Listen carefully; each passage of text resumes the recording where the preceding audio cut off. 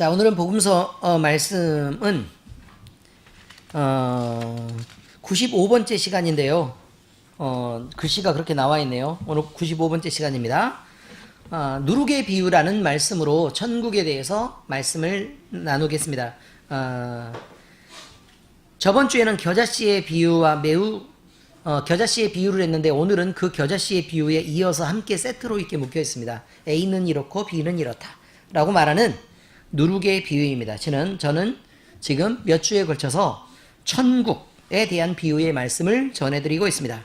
예수님은 천국을 비유로 말씀하실 때 우리 모든 성도들이 깨닫고 느끼는 은혜가 있기를 바라시는 것입니다. 그래서 천국에 대해서 바로 이해하고 바로 알기를 바라서 이렇게 여러 가지 말씀으로 천국을 설명하고 있는 것입니다. 엘림교회에 속한 모든 성도들은 지혜의 말씀을 받아서 천국의 복음을 듣고 이 기회에 천국을 바로 알 수 있게 되기를 예수님 이름으로 축원합니다. 자, 오늘 말씀은요, 예수님이 누룩의 비유로 천국을 설명하시는 내용입니다. 예수님은 천국의 비유를 말씀하실 때 맨 처음에는 어떤 비유 하셨죠? 씨 뿌리는 자의 비유. 두 번째는요, 곡식과 가라지의 비유. 세 번째는 저번 주에 있었던 겨자씨의 비유. 그 다음에는요, 네 번째 비유로 이어서 누룩의 비유를 말씀하시고 계셨습니다.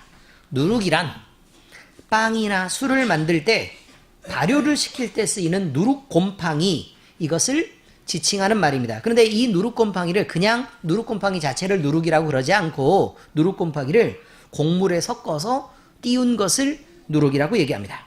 빵을 만들 때는요, 이 누룩을 밀가루에 반죽할 때 막 이렇게 넣어서 섞어가지고 따뜻한 곳에 이렇게 두면 발효가 되면서 발효 과정에서 이산화탄소가 나옵니다. 뭐가 나온다고요?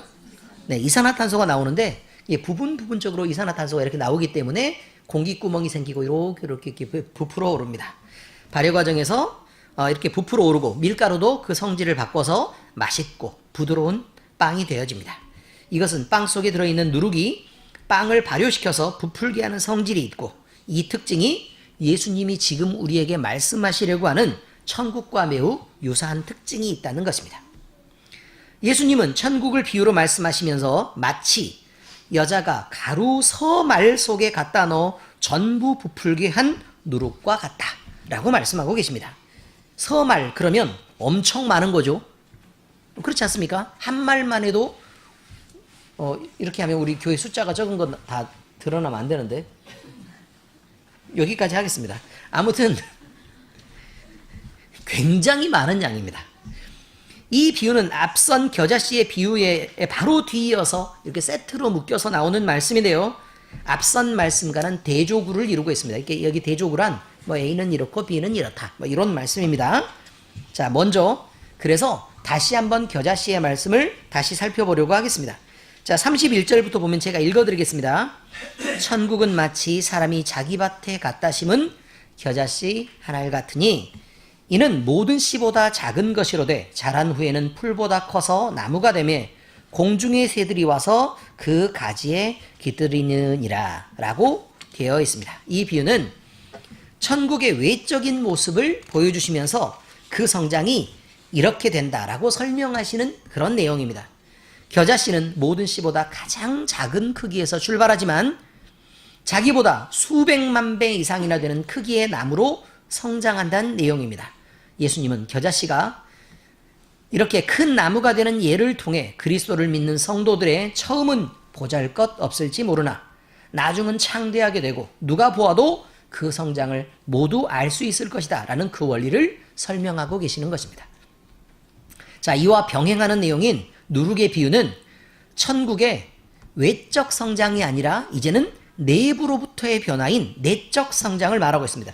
성경에 보면요, 누룩을 가루 서말 속에 갖다 넣었다고 그렇게 되어 있습니다. 여기 가루 서말이란 누룩의 양에 비해서 너무나도 많은 양의 가루가 있었다라는 말을 그저 그렇게 설명하는 것입니다. 다시 말해서 아주 많은 양의 가루에 매우 적은 양의 누룩이 들어가 있는 상황이다. 자, 이러면 이해가 쉬울 것입니다. 이 적은 양의 누룩은 가루 서말에 섞어버리면 그 존재를 찾아볼 수조차 없습니다.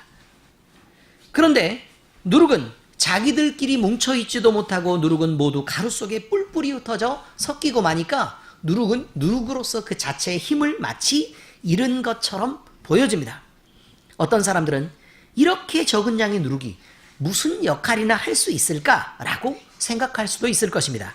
그런데 누룩이 섞인 반죽은 시간이 조금만 지나면 금세 점점 부풀어 오르기 시작합니다. 그러면서 반죽은 속에서부터 점점 단맛을 내고 많은 공기를, 여기 공기가 뭐라고 얘기했죠? 이산화탄소. 그렇습니다. 공기를 품으면서 점점 부드러워집니다. 이 누룩은 반죽의 일부만 부풀게 하는 것이 아니라 반죽의 전부를 고르게 부풀게 하여서 그 성질을 속에서부터 변화시키는 능력이 있는 것입니다. 이제 말씀의 적용입니다. 설명은 그냥 이쯤에서 됐고요. 이처럼 천국은 사람들 마음속에 언제 들어왔는지 모를 작은 말씀의 씨앗으로부터 시작된다, 그런 말입니다. 이 말씀은 처음에는 너무 영향력이 없어 보이고 그저 예수님 믿으면 구원을 받아요 라고 얘기하니까 보잘것없어 보일 수도 있을 것입니다. 돈 번다는 얘기도 아니고 능력을 갖추거나 무슨 명예를 준다는 얘기도 아니니까 혹하지 않겠죠. 그러나 천국 말씀은 사람의 마음 속에서 밀가루에 섞인 누룩처럼 그 생명력이 조금만 지나면 금세 나타나기 시작합니다. 그래서 딱딱했던 마음들이 부드러워지고 말랑말랑해지며 건조하고 차가웠던 마음은 달콤한 마음이 되어서 흐릅니다. 그 마음은 은은하게 달빛이 새어들듯 달달한 눈빛이 되어서 밖으로 새어나오게 되는 것입니다. 그래서 밖에서 보는 사람들도 그 내면의 변화를 쉽게 느낄 수 있게 됩니다. 또 천국은 세상 가운데 있는 성도의 무리와도 같다라고 비유하고 있습니다. 처음 교회는 보잘것없이 천대받고 조롱당하며 핍박받는 모습으로 시작되었습니다. 초대교회의 무리는 이 핍박을 만나자 세상 속으로 뿔뿔이 흩어져야 했습니다. 예루살렘에서 그리스도를 영접했던 교회의 성도들은 바리새인들과 유대교를 신봉하는 여러 무리들, 그리고 이들의 뒷배경이 되어주었던 로마 군인들의 핍박을 받아서 온 유대 땅으로 흩어져야 했습니다. 이들의 처음 모습은 불쌍하고 너무도 처량하고 보잘것없이 보였습니다. 그러나 성령 하나님이 인도하시는 이 길에는 생명이 함께하고 하나님의 능력이 드러났습니다. 이들이 가진 그리스도의 복음은 그 복음의 말씀을 듣고 영접하는 자들에게 생명의 능력이 되어서 나타나고, 복음에는 외인으로 살던 그들의 마음을 변화시켜 바보 같은 그리스도인들이 되게 했습니다. 본래 그리스도인이란 이름은 제가 전에도 말씀드렸다시피 세상 사람들이 예수님을 주로 믿고 용서를 잘하고 사랑을 많이 하며 사는 사람들에게 그래가지고 어떻게 세상을 살긴 하겠냐? 라고 조롱하고 비난한 이름으로 불렀던 이름입니다. 그 이름이 그리스도인이라는 이름입니다. 그런데 이들은 핍박을 받고 조롱을 당하면서도 그리스도인이다 라는 이름으로 자기가 그 이름에 묻어 있다는 사실, 그리고 그렇게 살 수 있다는 사실에 기쁘게 받아들이고 그 이름으로 비난받는 것까지 영광으로 여기며 손해보는 그리스도인이 되었고, 늘 지는 그리스도인이 되었고, 용서하고 사랑하는 그리스도인이라는 그 이름으로 사는 것을 부끄러워하지 않았습니다. 사람들은 그들을 불쌍하게 여겼을지 모르나 그들은 그것이 자랑이 되었습니다. 그래서 그리스도인이 된 것입니다. 밀가루 속에 섞인 누룩처럼 초대교회의 성도들은 세상을 달콤하게 바꿔냈습니다. 그들을 비난하던 사람들도 이제 돌이켜 칭찬하게 되는 참 그리스도인이 되었던 것입니다. 그들이 머무는 곳은 초라하고 보잘것없는 땅굴, 카타콤이었습니다. 그러나 그들이 가는 곳에는 회개하고 돌이키는 사람들이 날마다 늘어났고, 그들이 머무는 곳에는 늘 은혜가 가득했고, 그들의 모임 속에는 늘 하나님이 살아계시는 기적과 치유의 역사들이 날마다 나타났습니다. 그래서 그들은 기적이 상식이 되는 삶을 살게 되었습니다. 그들이 복음을 향해 드린 즐거운 이 희생은 온 세상을 그리스도의 복음으로 덮게 되었고, 지금 여기에 있는 우리까지도 그 은혜를 받아 지금 믿고 또 그 즐거움을 누리게 된 것입니다. 이처럼 성도와 교회는 부지런히 성장해야 됩니다. 예수 그리스도의 교회는 생명이 있는 유기체처럼 성장하는 특징을 가지고 있습니다. 우리 안에 생명이 있단 말입니다. 이것은 양적 부흥만을 의미하는 게 아니라 누룩에 의해 빵이 부풀어 오르는 것처럼 교회는 외적인 성장과 동시에 내적으로도 반드시 성장을 해야 되는 것입니다. 그리스도 안에 있는 생명은 살아 움직이며 역사하는 힘이 큽니다. 히브리서 4장 12절에 보니까 하나님의 말씀은 살아있고 활력이 있어 좌우에 날선 어떤 검보다도 예리하여 혼과 영과 및 관절과 골수를 찔러 쪼개기까지 하며 또 마음의 생각과 뜻을 판단하나니 라고 되어 있습니다. 하나님의 말씀은 생명입니다. 그래서 교회의 성장은 멈추지 않아야 합니다. 그리스도의 장성한 분량에 이르기까지 이 성장은 계속되어야 되는 것입니다. 에베소서 4장 13절에 우리가 다 하나님의 아들을 믿는 것과 아는 일에 하나가 되어, 이것은 교회를 설명하는 것입니다.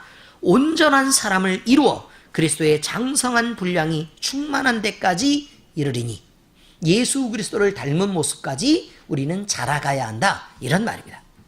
그러나 믿지 않는 불신자들이 속한 세상은 불신자들의 양심과 함께 점점 모질고 쇠퇴해져만 갈 것입니다.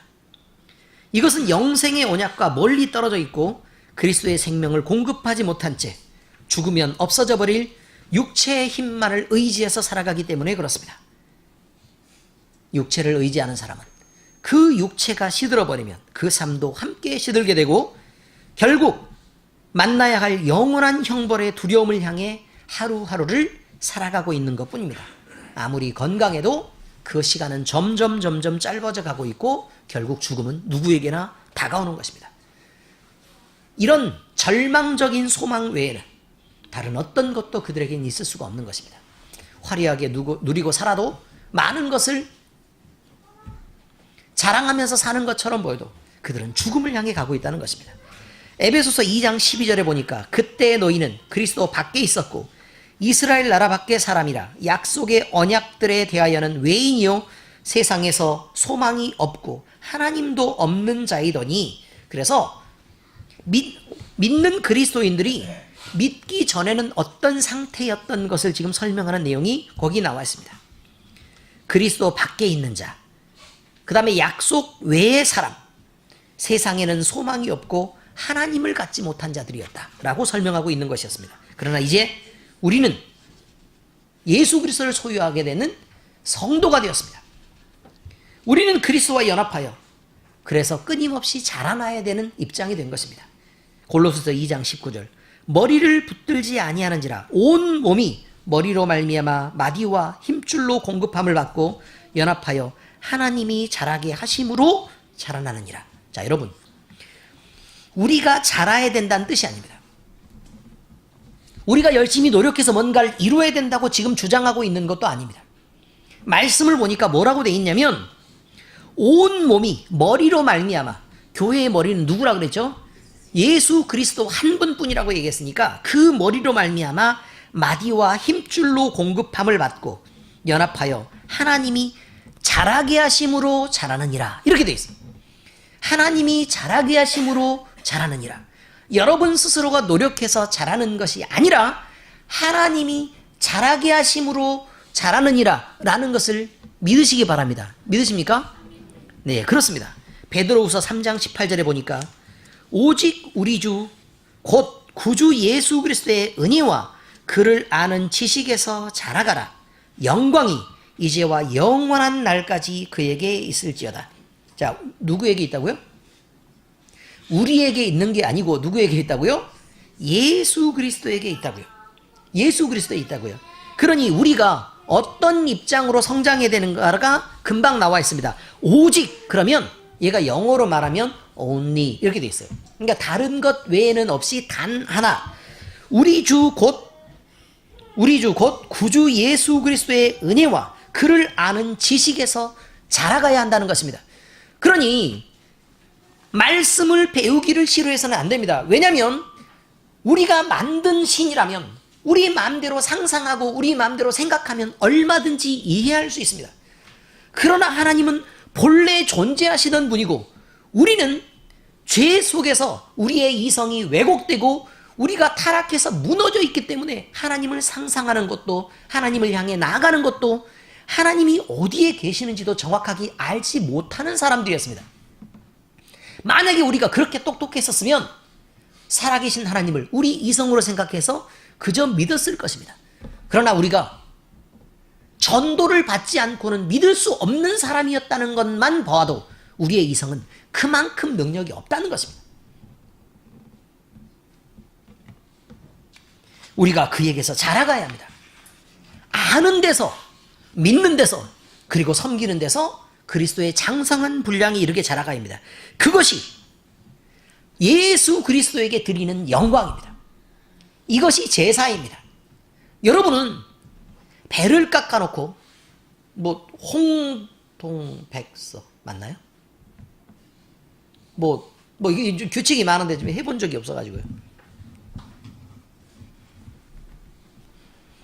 여러 가지 제사를 형식으로 지금 음식으로 드리고 막 섬김을 하고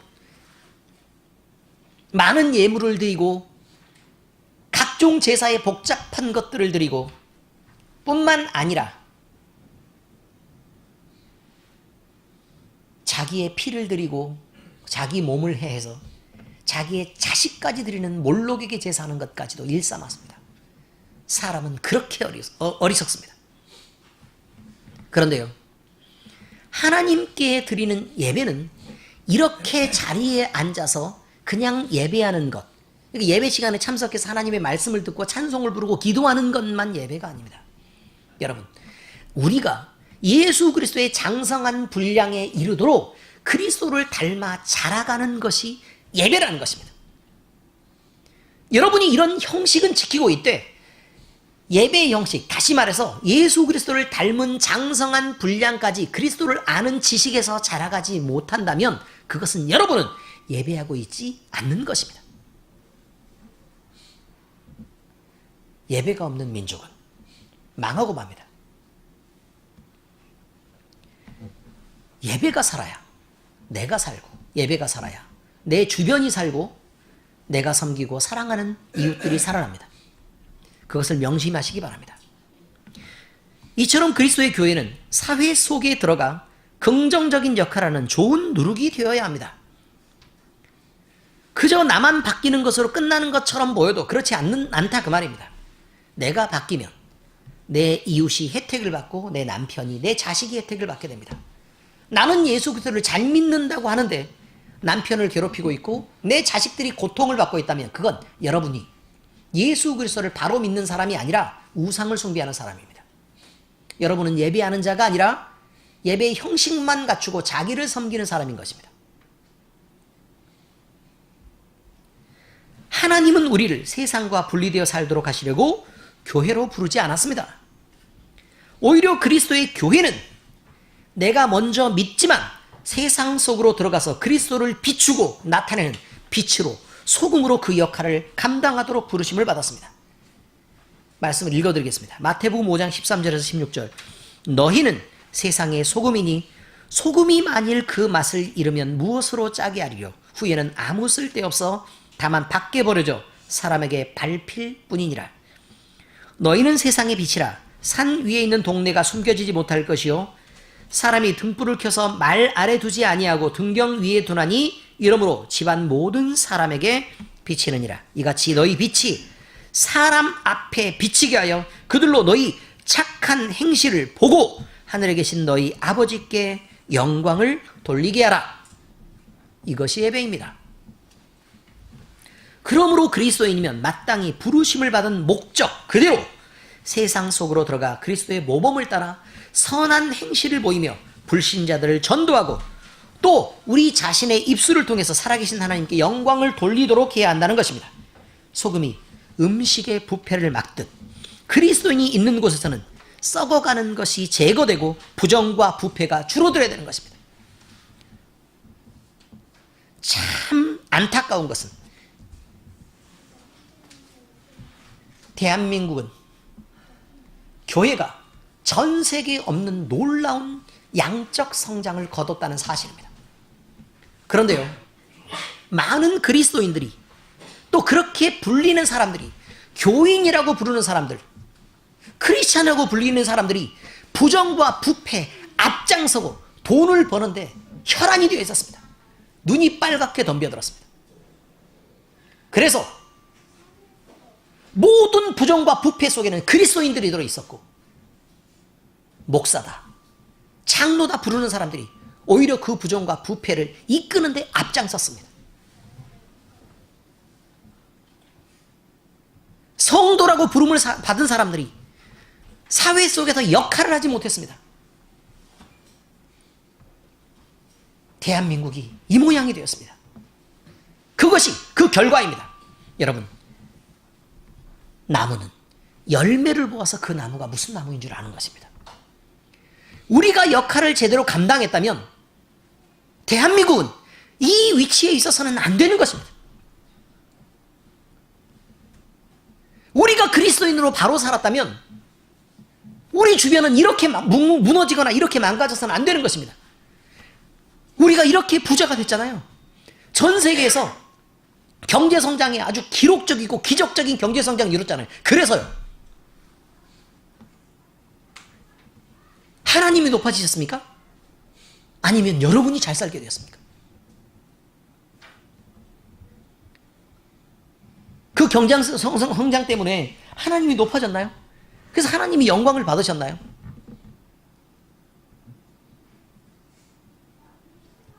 여러분, 돈 자랑하는 사람 옆에 있으면 좋습니까? 왜들 그러십니까? 늦지 않았습니다. 지금 우리라도 바뀌어져야 합니다. 적어도 우리가 만난 사람이라도 우리가 예수 믿는 혜택을 받을 수 있어야 합니다. 나에게 좀 잘못했어도 따뜻한 마음, 따뜻한 눈빛으로 진심으로 용서하는 그런 혜택을 우리 주변이 받아야 합니다. 조금 섭섭하게 굴고 좀 모질게 구는데도 불구하고 내가 그것을 알고 있는데 저 사람은 나를 이해하고 용납하고 용서하는 그런 혜택을 받아야 된단 말입니다. 어쩌다가 고집을 피우고 잘난 척하고 그렇게 하는데도 그래요? 아유, 듣고 보니까 참 그것도 좋은 생각이네요 라고 칭찬과 격려를 받을 수 있어야 합니다. 여러분이 늘 옳은 척하고 늘 잘난 척해야 그리고 주변 사람들을 무너뜨리고 망가뜨려야만 잘하는 게 아니란 말입니다. 어떻게 세상 사람하고 똑같이 그렇게 구십니까? 빛이 어둠을 비춰 밝게 하듯 성도들이 있는 곳에는 기쁨과 행복의 빛, 생명과 영생의 빛이 빛나고 소망이 넘쳐야 합니다. 하나님을 향해 가는 소망이 넘쳐야 합니다. 이것이 천국을 나타내는 누룩으로 사는 것입니다. 우리의 시작은 가루 섬 아래 섞인 한 줌의 누룩 같아 보여서 보잘것없을 것입니다. 그러나 우리의 끝은 부풀고 창대하게 될 것입니다. 우리는 세상 속에서 예수 그리스도의 영광을 위해 살도록 하나님으로부터 희생을 요구받는 것이 있다는 것을 알아야 합니다. 그리고 그것을 기쁘게 여기실 줄도 알아야 합니다. 그리스도인은 그런 것입니다. 이렇게 살라고 하시는 하나님은 우리가 그저 비참하게 살고 늘 지면서 사는 낮은 위치에서 사는 것이 기쁘셔서 그런 것이 아닙니다. 우리에게 희생과 양보의 삶을 살라고 하는 것은 하나님의 자녀다운 고급한 여유를 실천하는 것입니다. 무슨 말이냐면 형하고 동생이 싸웁니다. 서로 다투죠.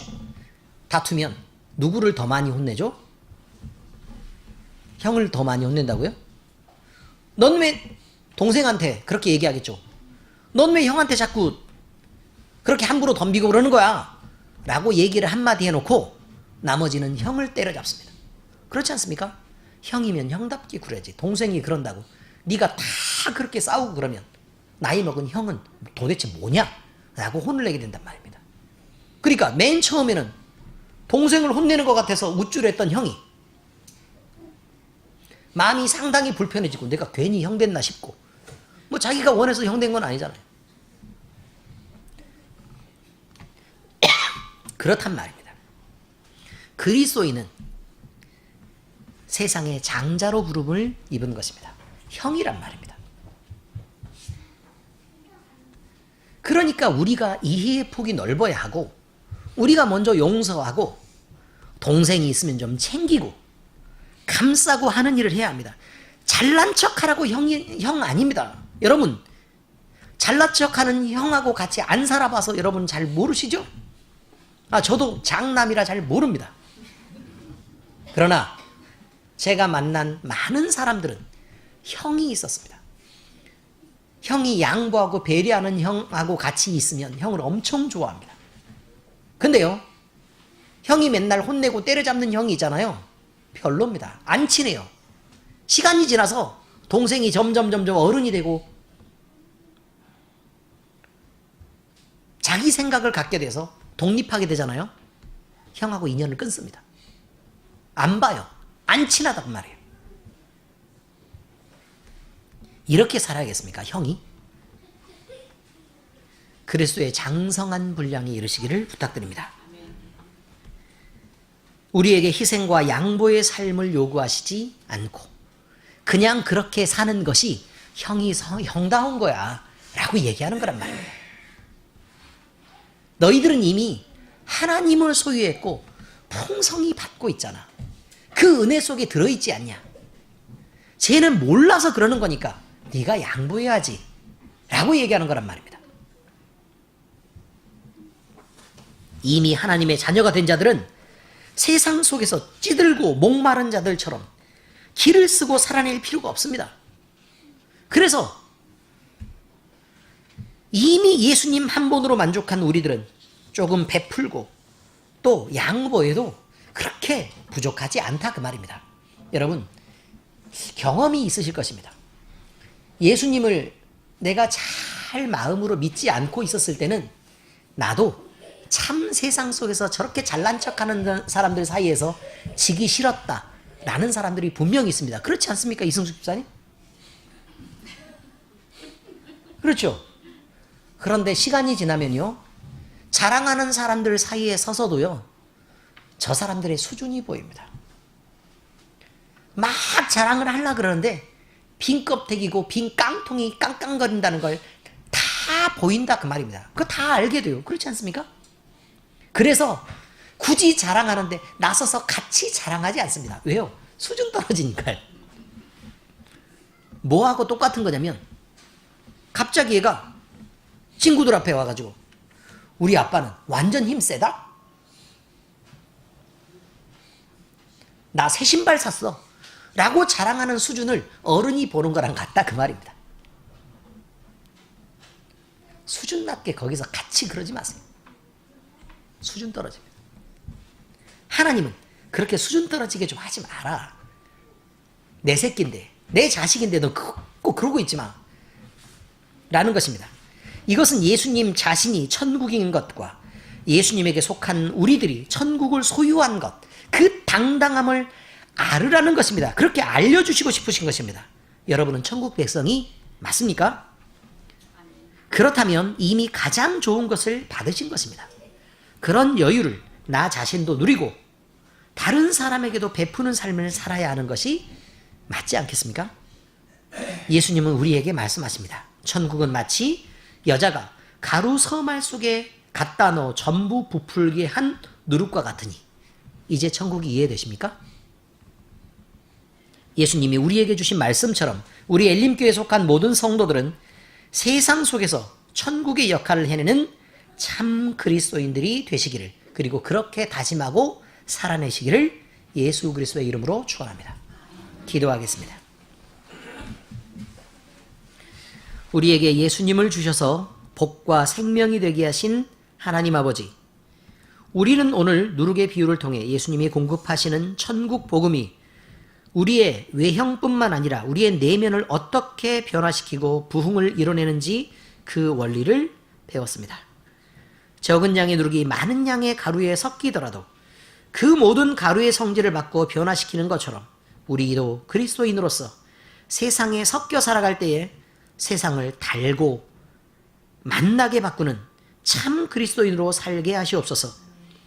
그저 고난 중에 흩어진 자로 살아도 늘 행복하고 감동적이었던 초대교회의 성도들처럼 성도된 우리 모두도 우리 각자의 죄를 용서받은 감격과 예수님을 주님으로 믿고 섬기며 살 수 있는 것만으로도 즐거움이 되고 만족이 되는 삶을 살게 하시옵소서.